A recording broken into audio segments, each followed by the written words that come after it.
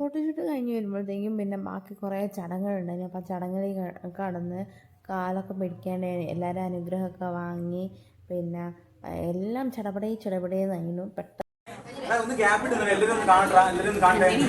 അപ്പോൾ മുന്നിൽ തന്നെ ചെക്കനെ സ്വീകരിക്കാൻ വേണ്ടി വിളക്കും താലമൊക്കെ ആയിട്ട് പിന്നെ റെഡി ആയി നിൽക്കുന്നുണ്ട്. അങ്ങനെ ചെക്കൻ വന്നു. പിന്നെ ചെക്കനെ സ്വീകരിക്കാൻ വേണ്ടിയിട്ടുള്ള ബാക്കിയുള്ള ചടങ്ങുകൾ.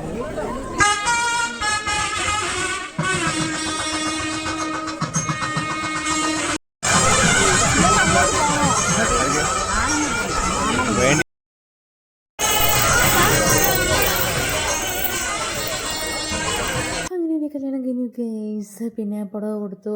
അങ്ങനെ അതിനുശേഷം ഫുള്ള് ഫോട്ടോഷൂട്ട് കഴിഞ്ഞ് ഊപ്പാടെ വൈകി. പിന്നെ ഉള്ളിൽ പോയി പാലും പഴമൊക്കെ കൊടുക്കുന്ന ചടങ്ങൊക്കെ കഴിഞ്ഞ് പിന്നെ നേരെ ഫുഡൊക്കെ കഴിച്ച് എക്സ്പ്രഷൻ എടുക്കാറാ